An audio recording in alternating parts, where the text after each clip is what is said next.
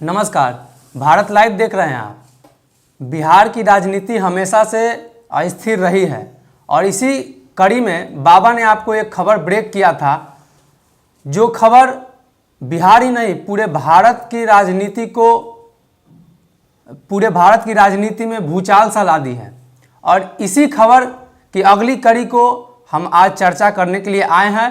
मैं सनी शर्मा और भारत लाइव में आपका स्वागत है।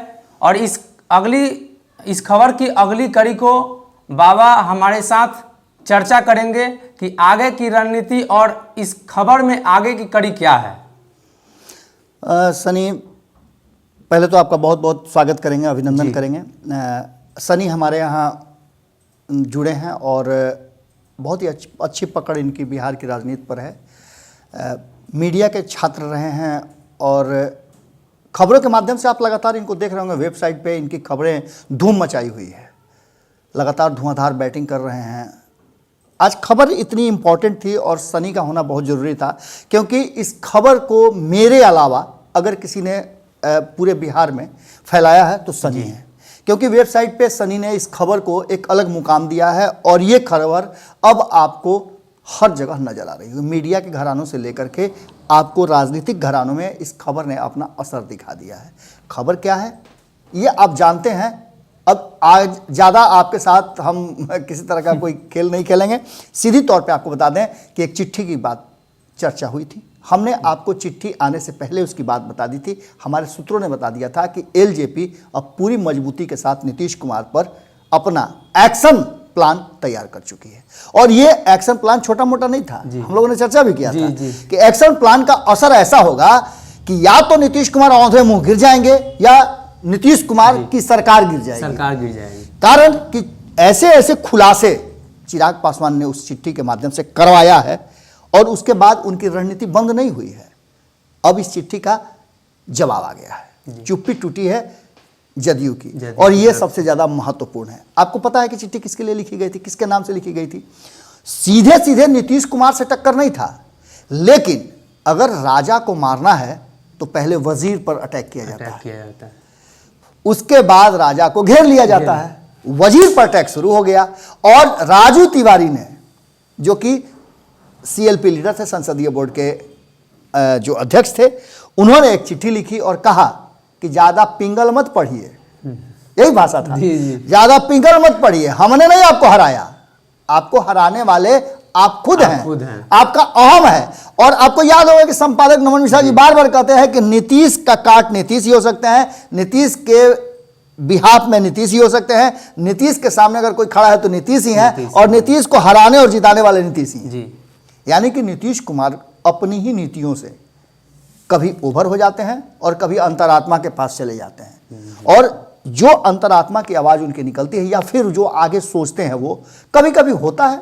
अच्छे अच्छे रणनीतिकार भी फेल हो जाते हैं, बड़े बड़े धनुर्धर भी फेल हो जाते हैं, कभी कभी निशाना चूक जाता है। तो इस बार शायद नीतीश कुमार जी से निशाना चूक गया। हालांकि नीतीश कुमार जी नीति तो बहुत बढ़िया बनाई थी कि अगर चिराग पासवान आते हैं तो वो बीजेपी के तरफ जाएंगे और बीजेपी की तरफ जाएंगे तो कहीं अगर कुछ गड़बड़ हुआ तो बीजेपी ऐसा नहीं कि हमको साइड करके चिराग को रख ले। एक ये भी योजना थी।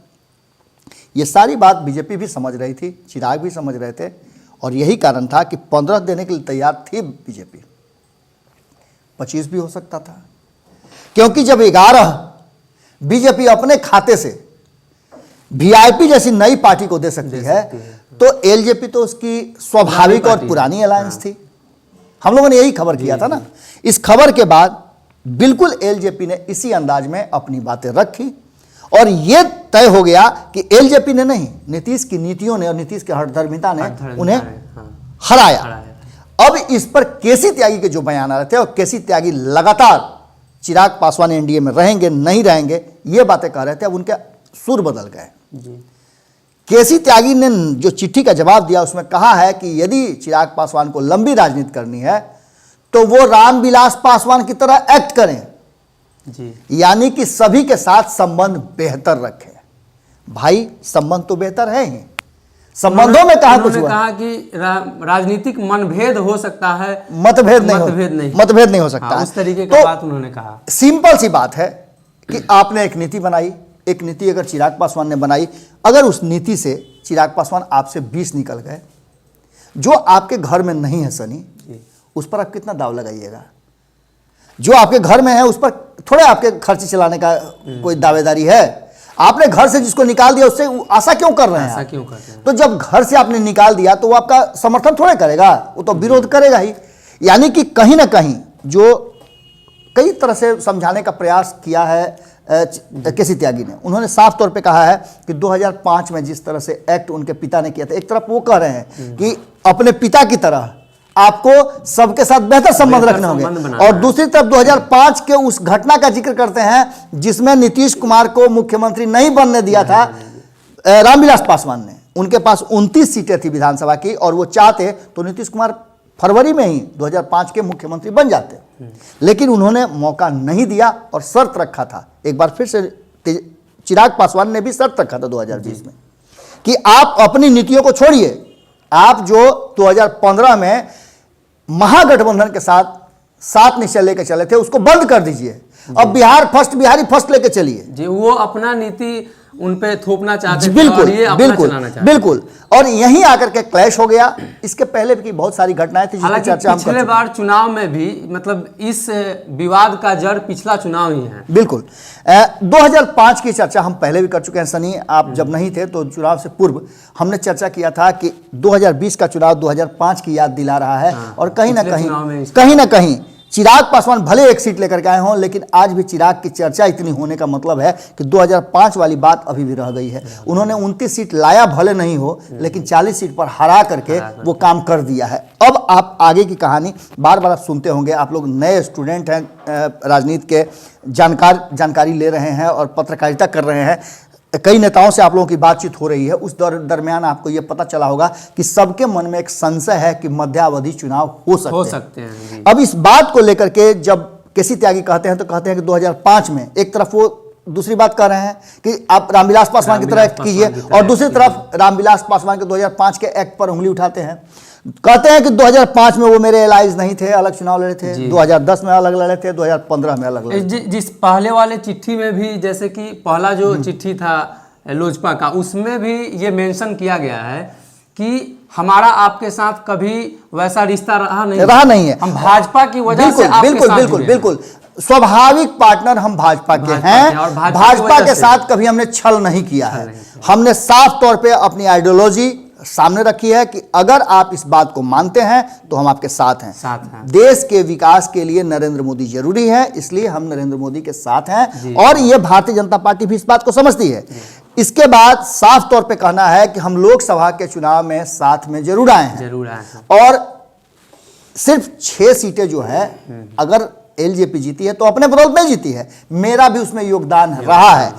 सबसे बड़ी बात कि उन्होंने एक बात जो बहुत बड़ी महत्वपूर्ण बात कही है, वो ये कहा है कि अगर एलजेपी ये बात बोलती है तो ये गैर संवैधानिक भी है, और किसी तरह से हमें मान्य नहीं है कि अगर हमारी सरकार बनती है तो नीतीश कुमार को हम जेल में डाल देंगे, भ्रष्टाचारी आप बता रहे हैं।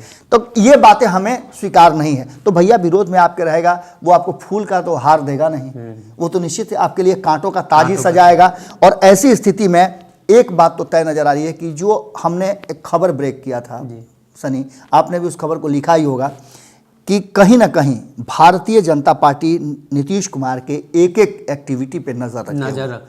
जिस तरह से आप समझिए, हमने ये भी खबर ब्रेक किया था कि जब नीतीश कुमार ने जीतन राम मांझी को अपने खेमे में लाया, चिराग पासवान और रामविलास पासवान उसमें जीवित थे, उनको हटाने के लिए, तो कान खड़े हो गए थे भारतीय जनता पार्टी के। और भारतीय जनता पार्टी नीतीश कुमार से अलग चुनाव नहीं लड़ना चाहती थी, क्योंकि उसके पास विकल्प सीमित थे। ऐसी स्थिति में उसके लिए चिराग को त्यागना बिहार के लिए मजबूरी हो गई। अब ऐसी स्थिति में आपने देखा कि जहां एक तरफ जीतन राम मांझी आए, वहीं दूसरी तरफ उन्होंने वीआईपी को अपने पाले में शामिल किया था, लेकिन एक सॉफ्ट कॉर्नर कहीं ना कहीं चिराग की तरफ था। अब जब नीतीश कुमार उपेंद्र कुशवाहा को ला रहे हैं तो उनके काट के रूप में एलजेपी को लाना बीजेपी की मजबूरी दोनों बन जाती है। पार्टियां बिहार में अपनी क्षतिपूर्ति को पूरा करने में लग चुकी कर रही है। और सबसे महत्वपूर्ण बात जो हमने खबर में ब्रेक किया है कि हो सकता है कि बिहार के मंत्रिमंडल पे एक बार फिर से ग्रहण लग जाए, क्योंकि अगर उपेंद्र कुशवाहा बिहार के मंत्रिमंडल में शामिल होंगे तो एलजेपी को भी बीजेपी अपने कोटे से शामिल करा सकती है और एमएलसी की एक सीट भी दे सकती है। यह सबसे बड़ी खबर है और केसी त्यागी की चिट्ठी और चुप्पी तोड़ना बिहार की राजनीति में एक नए टर्निंग पॉइंट की तरफ इशारा कर रहा है। हो सकता है तो बैकफुट पे एक बार फिर से नीतीश कुमार को ही जाना पड़ेगा, क्योंकि भारतीय जनता पार्टी, अगर आपको सत्ता में बने रहना है, मुख्यमंत्री रहना है, तो आपके पास वो ऑप्शन नहीं है कि आप भारतीय जनता पार्टी पर डोमिनेट करेंगे। संख्या नहीं है आपके पास और भारतीय जनता पार्टी से प्रतिकार भी आप नहीं कर सकते हैं। एक बार फिर से हो सकता है कि एलजेपी को जिस तरह से 2017 में आपने एक एमएलसी और एक मंत्रालय दे दिया था, 2020 में भी आपको देने की मजबूरी हो सकती है। आपने सारी बातें सुन ली और आगे आप क्या सोचते हैं कमेंट बॉक्स में आप हमें बताते रहें और अपना सुझाव हमें देते रहें, जिससे कि हम अपनी बातों को आप तक पहुंचाते रहेंगे और इसी तरह से सहयोग बनाए रखें। धन्यवाद। अगर ये वीडियो पसंद आई और वह बिहार के राजनीति और बिहारियत से सरोकार रखेनी तो सब्सक्राइब बटन दबा के चैनल के सब्सक्राइब कर ली। ओजे एगो घंटी बा, ओकरा बटन दबा देला से कुल सटीक और मारक खबर रुआ मुफ्त में मिल जाई। अगर रुआ पत्रकारिता के हमनी के नया प्रयोग में सहयोग कर चाहतानी तो ज्वाइन बटन दबा दी। पेटीएम नंबर नोट कर ली 9386816700। धन्यवाद।